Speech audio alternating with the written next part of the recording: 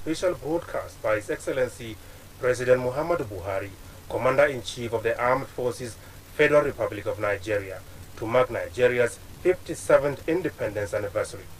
Mr. President.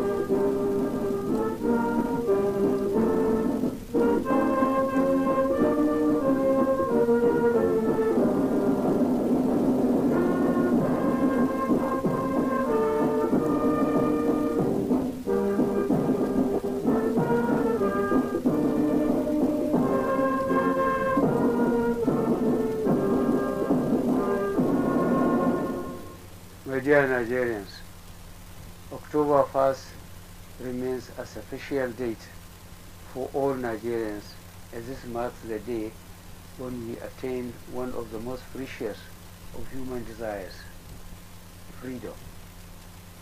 Over the years, the country has gone through trials and tribulations, but October 1st is always a day for celebrations.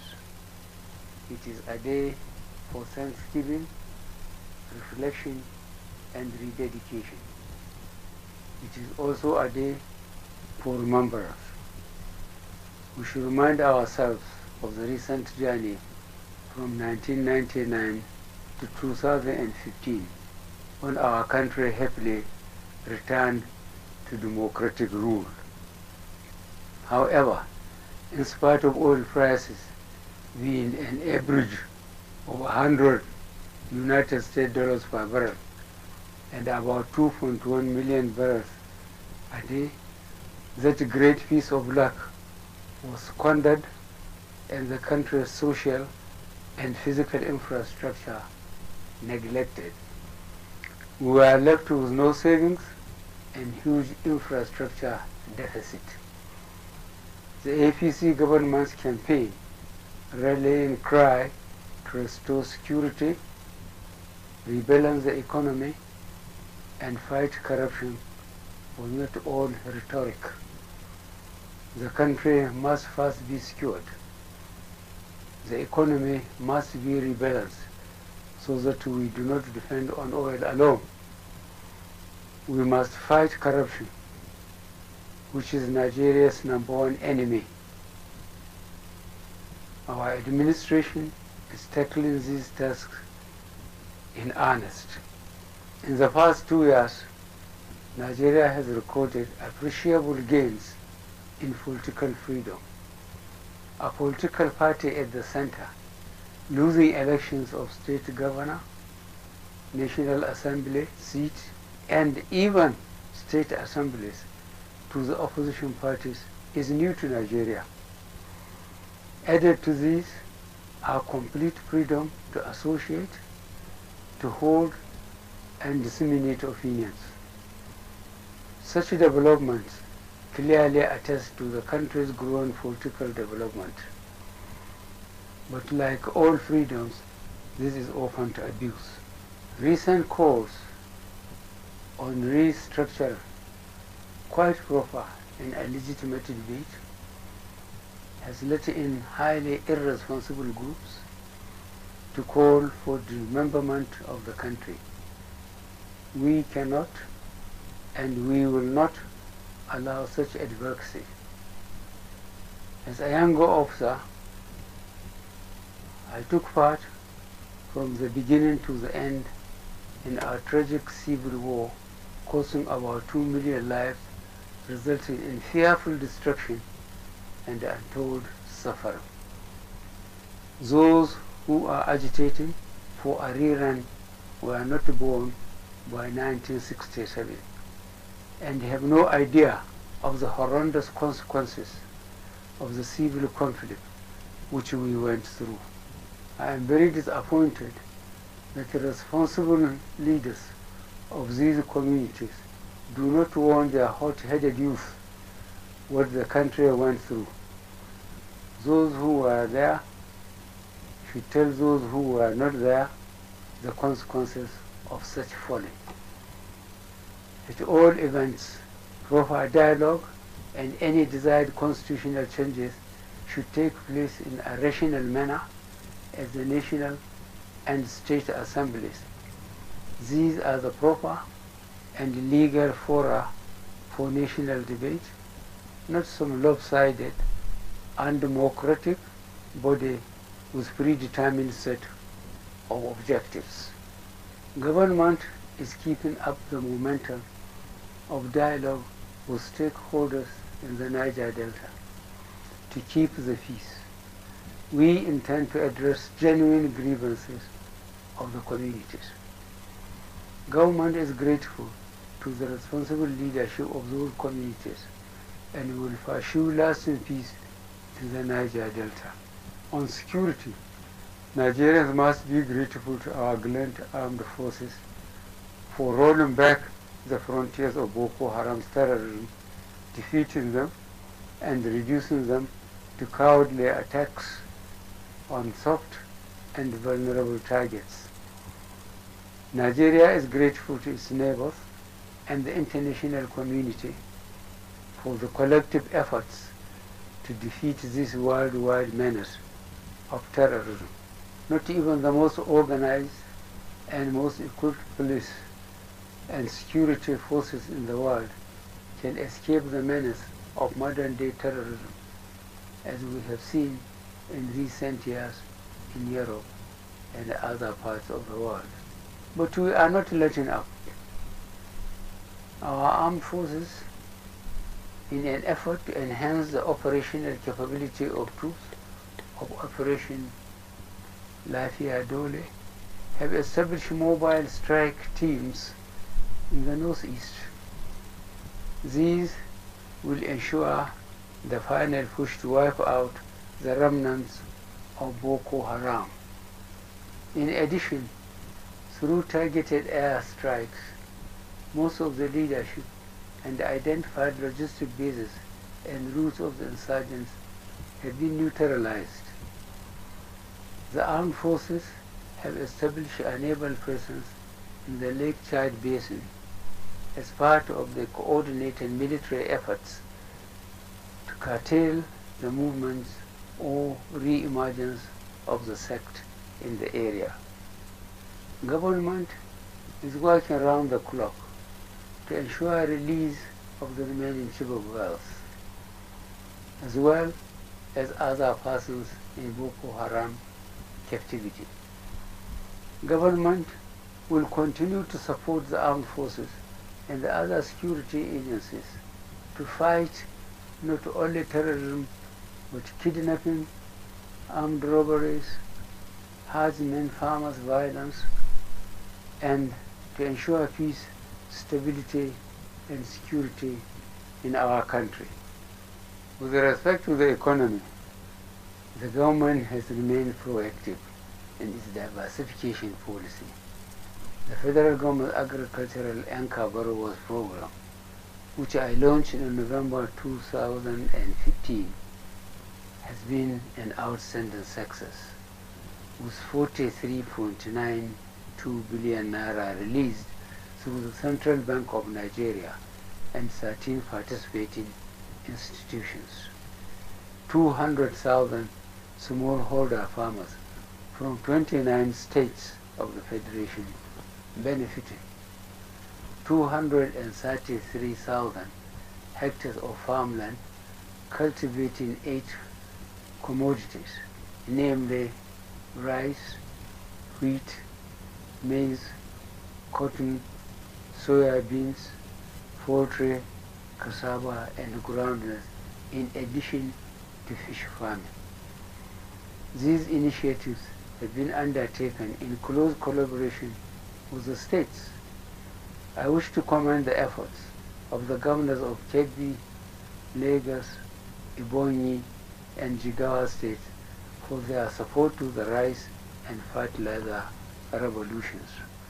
Equally commendable are contributions of the governors of Ondo, Edo, Delta, Imo, Cross River, Benue, Ogun, Kaduna, and Plateau State for their support for the Presidential Initiative for palm oil, rubber, cashew, cassava, potatoes, and other crops.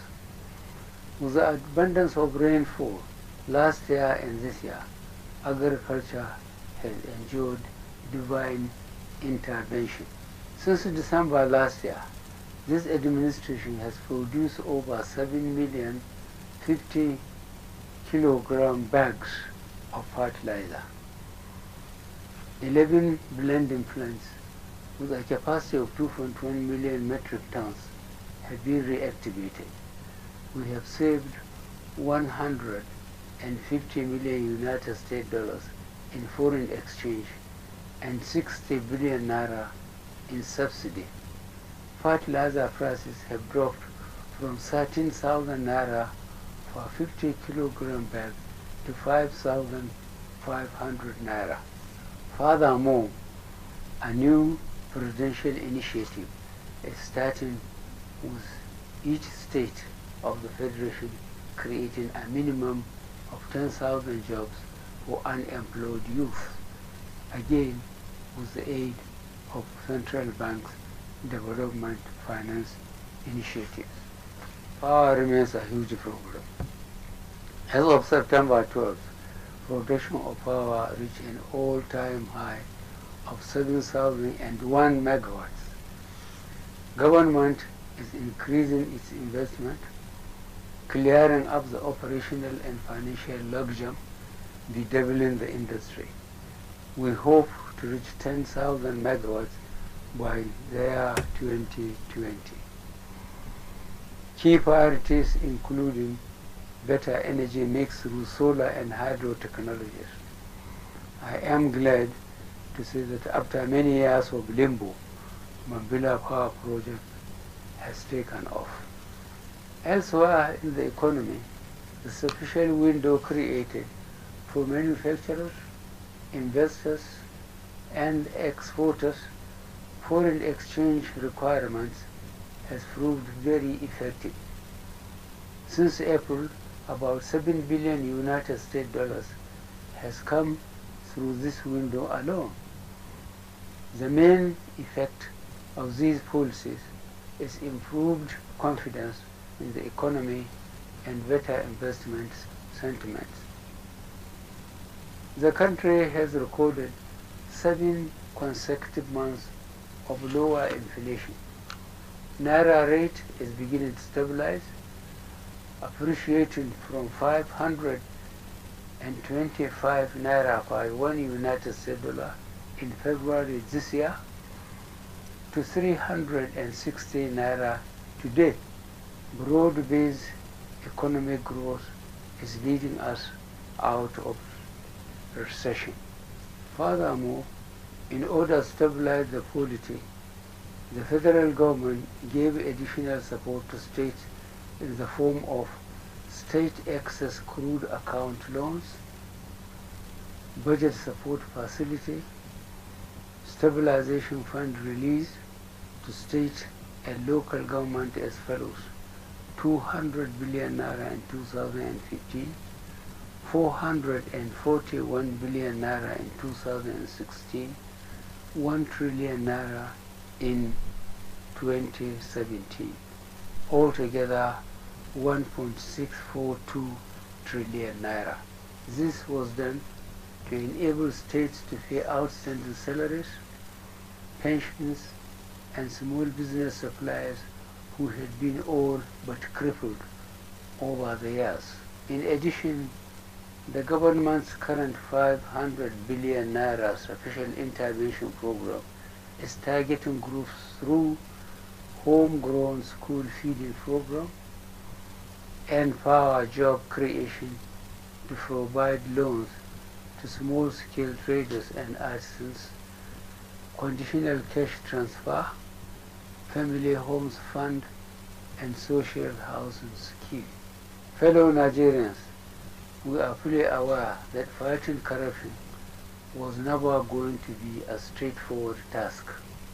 We expected corrupt elements to use any weapon to fight back, mainly judicial obstruction and political diversion. But we are determined to eradicate corruption from our body politic. In this fight, the government has empowered teams of prosecutors, assembled detailed databases, accelerated the recovery of stolen funds. The administration's new institutional reforms include enforcing Treasury's single account, whistleblowers policy, integrated payroll, personnel and information system. We have signed multilateral cooperation agreements on criminal matters with friendly countries. There are signs of increasing cooperation from the judiciary. Recently, the Chief Justice of the Federation directed heads of all our courts of first instance and appeal to accelerate hearings of corruption cases and dismiss any judicial officers found to have been compromised. Justice Salami has just been appointed to chair the Judiciary's Anti-Graft Committee. Government expects a lot from this committee. I commend the National Assembly for refocusing on its oversight committees. They should, in addition, ensure swift passage of enabling corruption laws. But fighting corruption is a bottom-to-top operation. I call on all Nigerians to combat corruption at every turn by not asking for and refusing to accept a bribe, by reporting unethical practices or by blowing a whistle. Together we can beat corruption. The government, for its part, will work for accountability at all levels, federal, state and local governments. Change must then be real. As we enter the second half, we inspire our resolve to fix the country's challenges and problems. Thank you and a happy holiday to all of you. God bless our country.